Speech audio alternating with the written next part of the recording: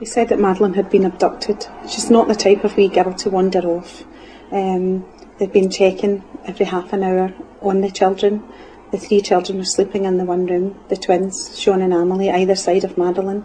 Madeleine's been taken. She just wouldn't wander off. And when Kate went back to check, a half an hour after Jerry had checked, Madeleine was missing. The window was open, the shutters were up, none of that had been left like that, and they'd been interfered with, the windows. Shutters had been jammed open, or whatever you call it, and Madeleine was missing.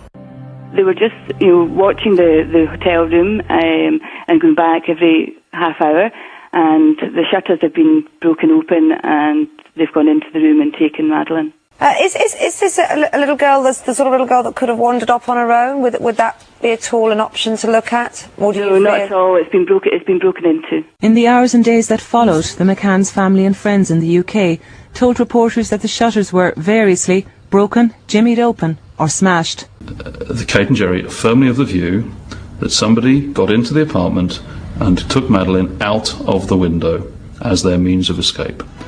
Once again, this is rumour control. Here are the facts. A rumour was started 17 years ago about open windows and broken shutters. I hope to show you how it started, by whom, when, but also who didn't participate in the rumour. And so what we want is a kind of scratch sheet, a scorecard with boxes. On the one side, the McCanns, and by extension their family. Who is on the other side? Well, we'll take a look, and we'll try to ascertain once and for all whether the window narrative was ever true to begin with. At the same time, we want to look at some startling legal implications of that story that came home to roost just a few days ago. I got nightmares in my head, I fear thoughts build up until I can't feel. My mind fills up into a creature, and it haunts me somewhere much deeper. I got nightmares in my head, I fear. Hello and welcome to True Crime Rocket Science, the most authentic voice in true crime. In this analysis, I hope to dispel a popular myth that was started on day one of the search for Madeleine McCann. And you've just heard Jerry's sister. You've just seen her on television talking about open windows. Madeleine's been taken. She just wouldn't wander off. And when Kate went back to check, a half an hour after Jerry had checked, Madeleine was missing. The window was open, the shutters were up, none of that had been left like that. It's also interesting how Patricia, or Trish, Jerry's sister, she uses the same word that Kate uses, not snatched, not kidnapped, not abducted, but taken. Madeleine's been taken. And just consider the speed of this. The interview with the media with Jerry's sister and mother sitting down with media cameras, starting the process of burning a version of events into the public imagination, happens by May 4th. On the morning after the incident.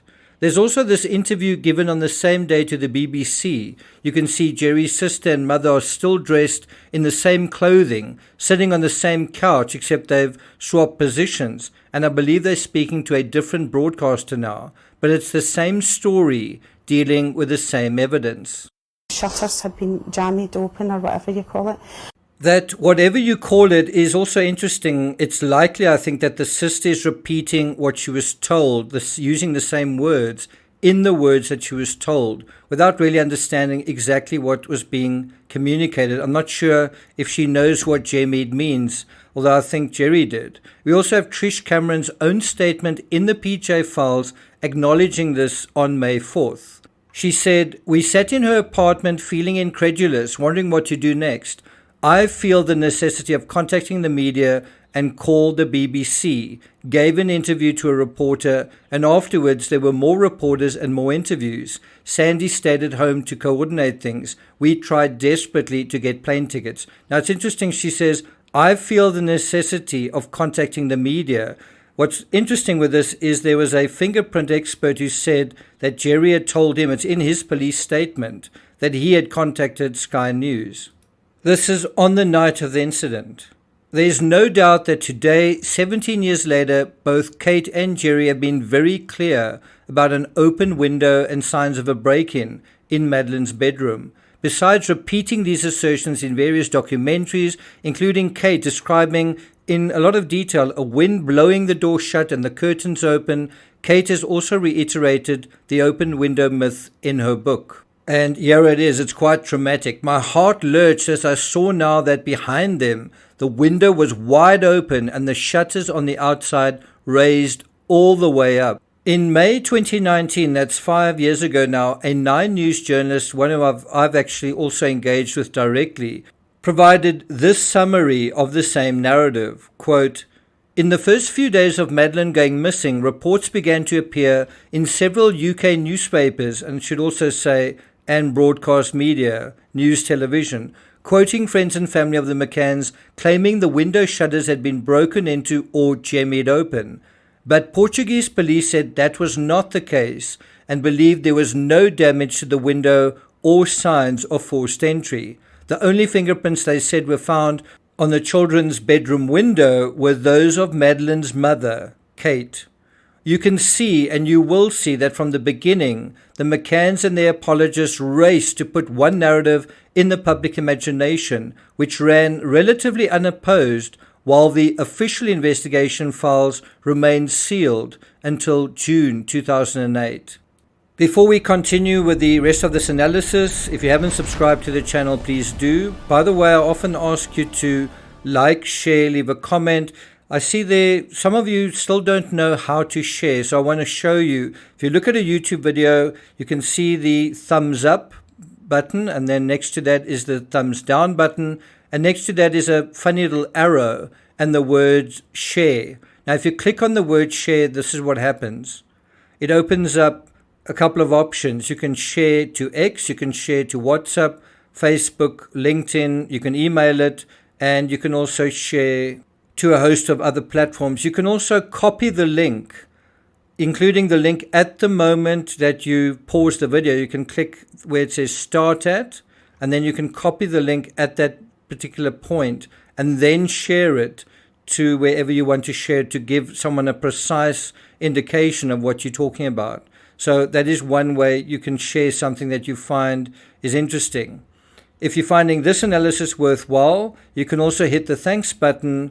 And do you know where that is? And let's get started. Once again, this is rumour control. Here are the facts. Number 1, Amaral. It's no surprise that the McCann's foil, Detective Gonzalo Amaral, disagrees about the window. He does raise an interesting point in that Kate's fingerprints were found on the window, and yet she never provides an explanation for how they got there. He writes, "Another detail not mentioned by the mother, omitting any explanation, are her fingerprints taken on the window, the only ones found in the position of the window opening." That is from The Truth of the Lie. Just to be clear, the detective who was once in charge of the Madeleine McCann case is explicit as well that no forced entry was found in apartment 5A, not to the windows, not to the shutters, and not to any door. He writes, "The author does not state this, but suggests that entry into the flat was through the bedroom window, where no evidence of forced entry was found." He also writes, "Meticulous analysis of the door and windows of the flat did not detect any signs or traces of burglary or forced entry." So I think that's a no from the detective. Number 2, John Hill, the Ocean Club manager, in his statement to the police, he never mentions any forced entry either, or any damage to apartment 5A. In an article in The Guardian published about a year after the fact, basically a review of all the details, a review of all the highlights, a review of all the evidence, in a section titled, "Were the doors or windows forced?" we have the same narrative repeated all over again. Members of Madeleine's family said the shutter on the street window was forced and police have fingerprinted it. However, the Mark Warner Holiday Company said there was no sign of a forced break-in. So you might not like Detective Amaral, you might disagree with Detective Amaral, you might feel that he has an agenda, but I don't think you can say the Mark Warner Holiday Company also had an agenda. Well, what would it be? If we go back to The Guardian from May 4th, 2007, that's the day after the incident, Jill Renwick, a family friend, told GMTV that the distraught parents were certain that Madeleine had been abducted. They were just watching the hotel room and going back every half hour. Ms. Renwick said she obviously has been taken, as she couldn't have gone out on her own, as again the word taken, and the shutters had been forced open. However, the manager at the Mark Warner Resort, John Hill, said there was no definite physical evidence that the girl had been abducted. This is May 4th, 2007. So you already have two opposing narratives, one from the McCanns and their friends, and then another from people that are there on the ground. And so John Hill says no definite physical evidence that the girl had been abducted. I think you had something similar from the British ambassador. He said it's still questionable as to whether it's an abduction. They were just, watching the hotel room and going back every half hour, and the shutters have been broken open, and they've gone into the room and taken Madeleine. Is this a little girl, the sort of little girl that could have wandered off on her own? Would that be at all an option to look at? Or do No, not at all. It's been broken into. In the hours and days that followed, the McCann's family and friends in the UK told reporters that the shutters were variously broken, jimmied open or smashed. In fact, the shutters were not in any way damaged. So that's a no from the hotel manager, John Hill, and if anyone ought to know, he would. Number 3, the Tupper 7. When you really dig into the window myth, perhaps this is the most surprising aspect, that none of the Tupper 7 seem to observe either an open window, a curtain waving for attention through it, or damaged or even open shutters. Remember, the bedroom windows and shutters of apartment 5A are clearly visible from the road. I've walked up to the door of 5A, I've looked at the window, I've stood in the car park, I've stood in the road, and I can tell you just how it really is clearly visible from the road. All the windows are also uniform in shape, size and color, so a single window looking different would stand out. Remember, the Tupper 7 said they were doing frequent checks of the children, several of them getting up every 15 minutes.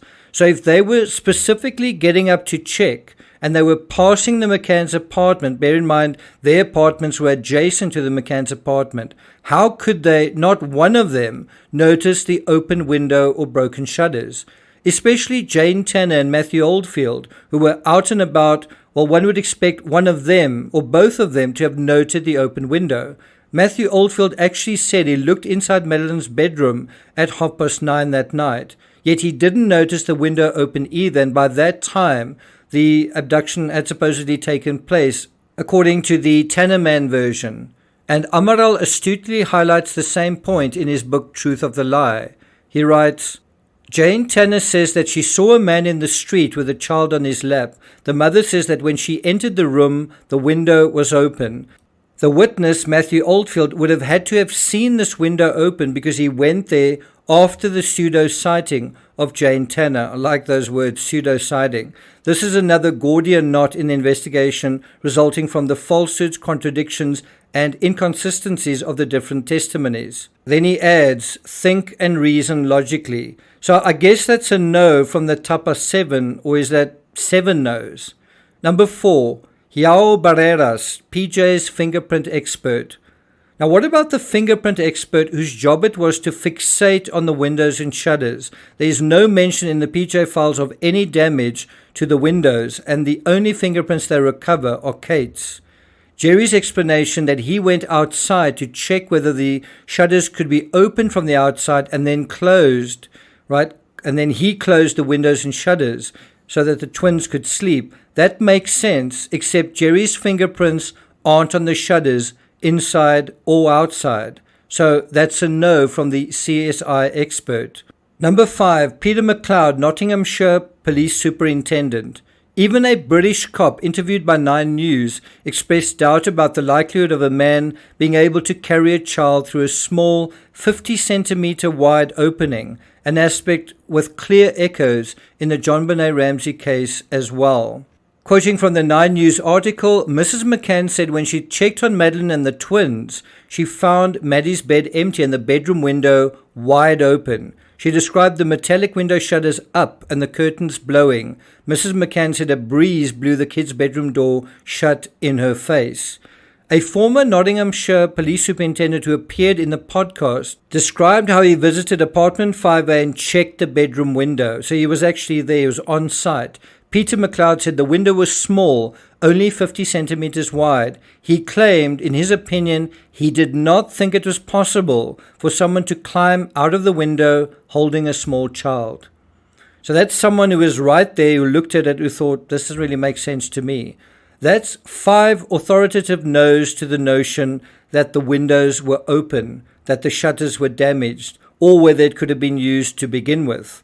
I challenge the viewer to find a single person, besides the McCanns or their own family members or friends, who provided direct witness statements or any other official evidence saying they saw or they determined the windows were open or the shutters damaged. Do you think there is any? And if that's the case, you've got to ask all over again, if it didn't happen, how come that narrative is out there? Now let's move away from the scratch card and deal with the shutters themselves, because seeing is believing.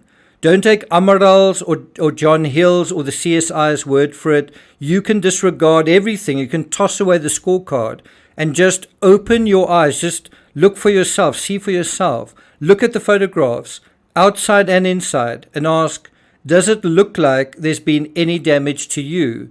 Do you notice any sign of forced entry? And in the past few hours, I've conducted a poll on my community page, and 2,000 of you have responded. Only 3% believe that the window narrative is true.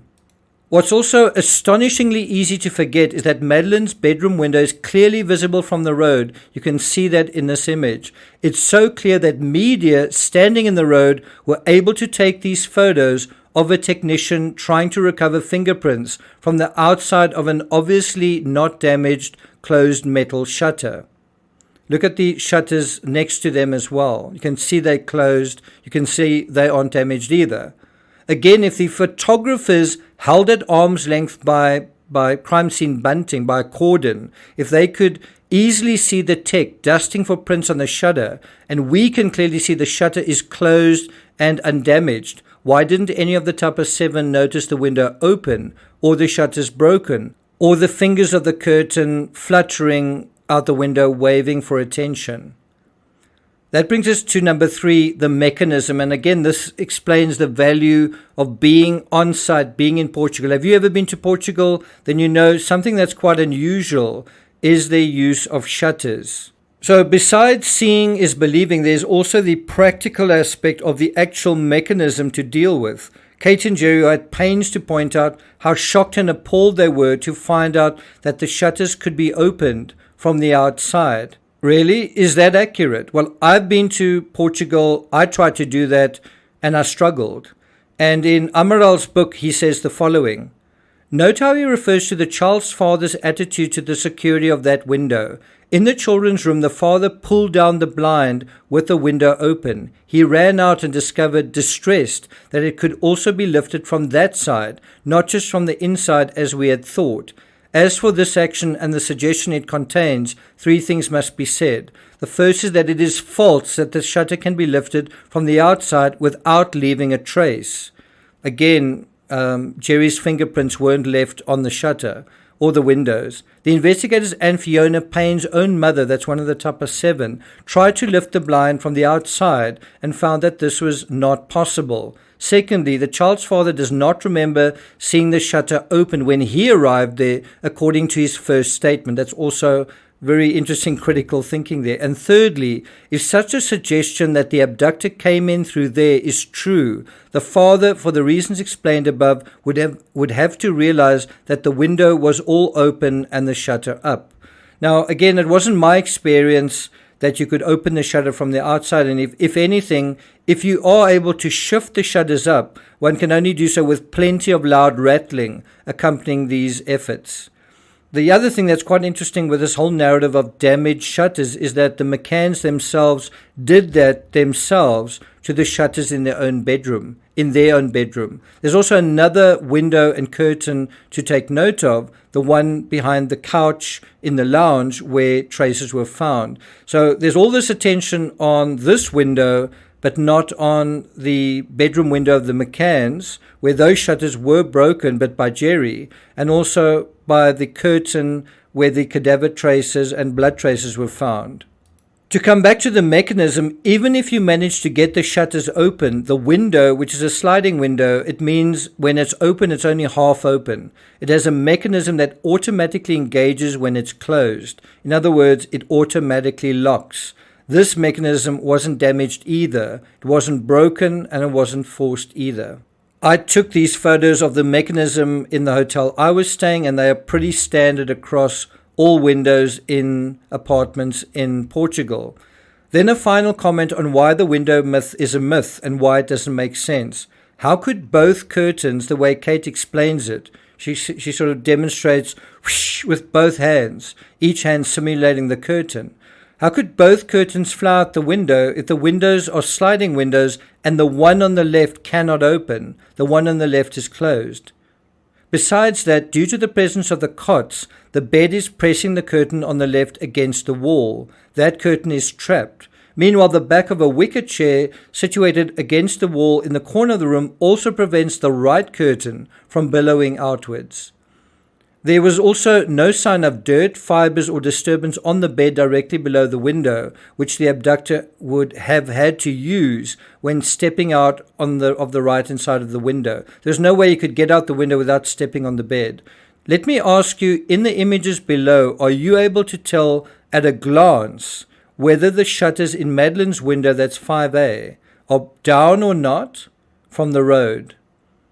How many windows can you see from that position? And you can see at a glance that they're all down. And now look at the image below. Can you see the odd one that's out? The odd one where the window is open? Can you see just how visible it is?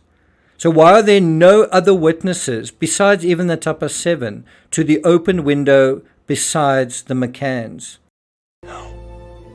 Which brings us at last to the moment of truth, wherein the fundamental flaw is ultimately expressed and the anomaly revealed as both beginning and end. We're at 20 minutes, and if you're still listening, this is really the punchline. You may have heard everything before, but have you considered this aspect? Think about how the Bruckner witnesses took the bait, all those breadcrumbs that were left in the mainstream media. Well, it's had a nasty little side effect for the Bruckner case. And this is also how and why we are able to dismiss the case against Bruckner, the so-called prime suspect in the McCann case, based on the popular notion, the popular myth, the incorrect assessment that the intruder entered through the window. And if you're still feeling, no, it wasn't damaged, listen to the words of Clarence Mitchell, the spokesman for the McCanns. There was no evidence of a break-in, but I'm not going to go into the detail. I can tell you off camera, but I'm not going to go into the detail on camera. Did you hear between that mumbling that he says there was no evidence of a break-in? Just a few days ago, just after the verdict, the not guilty verdict in the case against Bruckner, The Guardian reported, among the witnesses in the Braunschweig trial was a former prison mate of Bruckner's who told the court that Bruckner had confessed to him that he had once abducted a child in Portugal, telling him he had seen an open window and had found a kid and took the child. The Sunday Times provides a similar narrative, and when he was in the area of the hotels where the rich people lived, there was somewhere an open window. He told me this, and this was the reason he asked me whether fingerprints could be left when he went out of the window. This is precisely how and why, if you have a precise understanding of a case, you know how to precisely and accurately thin slice your way to dealing with ridiculous conspiracies like the Bruckner saga. And of course, there's the second witness on May 3rd, who close to 10 p.m. saw a man carrying a child who says Bruckner doesn't look anything like him. Now, for those with longer than average attention spans, do you mind if we bring this whole thing full circle? I think it's important that we do. Do you mind if we circle back to what we dealt with in the beginning with what Jerry's sister said and look at that a little closer? He said that Madeleine had been abducted. She's not the type of wee girl to wander off. They've been checking every half an hour on the children. The 3 children were sleeping in the one room, the twins, Sean and Amelie, either side of Madeline. Madeline's been taken. She just wouldn't wander off. And when Kate went back to check, half an hour after Jerry had checked, Madeline was missing. The window was open, the shutters were up, none of that had been left like that, and they'd been interfered with, the windows. Do you see how easy it is to put something in the media narrative and how difficult it is to untangle and debunk it? I must say, for me, even listening to it again, it's interesting how she repeats twice that Madeline isn't the type of girl to wander off. Isn't that what small children do all the time? Anyway, just the research for this episode took me around a full day, and I know the information exists. I know what I'm looking for. It's just the business of digging around to find it, to organize it and arrange it in one place in a singular, succinct explanation. I'm just saying how long it takes to deal with something like this, a rumor that is put into the public space, and how to debunk it with facts and evidence. And I must also say thank you to someone in America who sent me the video of Trish Cameron, this specific video that we've just watched. Thank you so much. I was looking for it all over. I actually couldn't find it. You did. Thank you so much. But let's not avoid the matter at hand, which is...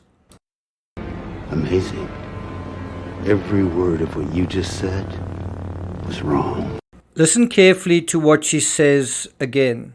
They said that Madeline had been abducted. She's not the type of wee girl to wander off. They've been checking every half an hour on the children.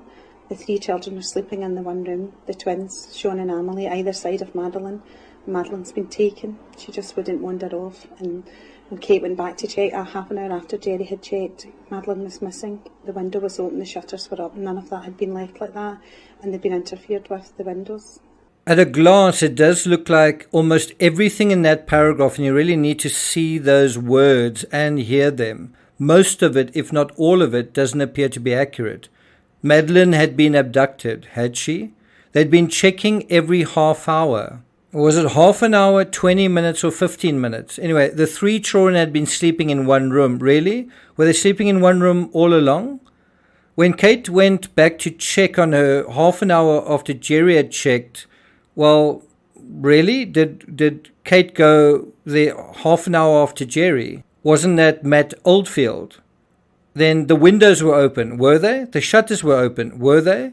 None of that had been left like that, hadn't it? It was a cold night that night, 13 degrees Celsius, certainly based on the weather at Faro Airport.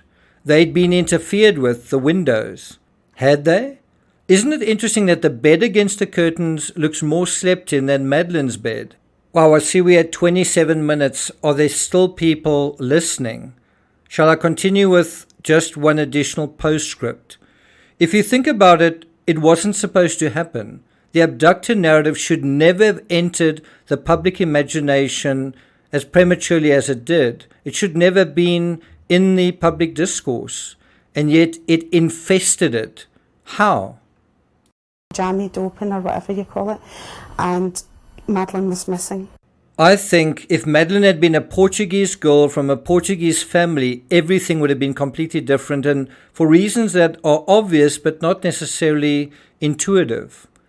Because the unique thing here, the unique aspect to this case is holidaymakers with a British nationality that are in Portugal, which means even if you can't say anything in Portugal, you can theoretically have your non-Portuguese family members in another country talk to the British media, and that is exactly what happened.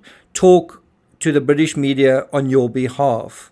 Is there any law against having a spokesperson say what you want to say? Technically, you're not saying something. Your spokesperson is. Even if Portuguese cops and hotel workers aren't allowed to talk to local media, I don't think Portugal can prevent the British media from having their say across the pond. And Jerry says over and over again he's not going to talk about evidence, and yet his family members did so constantly. Hace unas 2 semanas la investigación dio un giro radical porque se hallaron en el apartamento minúsculos restos de sangre. Cuando vosotros os enteráis de eso, de que la policía ha descubierto sangre en el apartamento, ¿cómo reaccionáis? You know what? This is all investigation. I need to speak to the police. just, you know, all your questions are about the investigation. Judicial secrecy and judicial integrity is especially important when there are difficult and uncomfortable questions to answer. So what happened in this case was an effort to control the narrative, and today, 17 years later, hasn't it succeeded? What other cases involving PR, Amanda Knox, JonBenet Ramsey, and efforts to control the narrative have also succeeded? How does a story that was supposed to be suppressed by judicial secrecy end up far from being suppressed or limited in any way, becoming the most reported missing persons case in modern media history? Not by accident. And correct me if I'm wrong, who was constantly giving press conferences and media interviews? How many times do you see Detective Amaral giving interviews, or any other Portuguese representative addressing armies of journalists, flagged by spokespeople, telling you where to donate money or to read their blog? Sometimes what we know and what we don't know is right in front of us, but the only way to tell whether it's true or not is to think and see for ourselves. To conclude, in the very generic, very vanilla Wikipedia page dealing with Madeleine McCann, there's a section titled Media and PR. Listen to this. A PJ officer acknowledged in 2010 that Portuguese police had been suspicious of the McCanns from the start because of the media circus. Was it the media circus the PJ were responsible for? Jerry told Vanity Fair in 2008 that he had decided to market Madeleine to keep her in the public eye. Was he allowed to do that? What about judicial secrecy? To that end, a string of public relations consultants arrived in Praia da Luz, deeply resented by the local police, who saw the media attention as counterproductive. Well, wasn't it? Because the media attention was all about criticizing the police and putting out some other narrative. Was that media narrative counterproductive ultimately? And think of just how far it went. Alex Woolfall of the British PR firm Bell Pottinger, which is now a disgraced PR firm, representing Mark Warner Limited, dealt with the media for the first 10 days. Then the British government sent in press officers.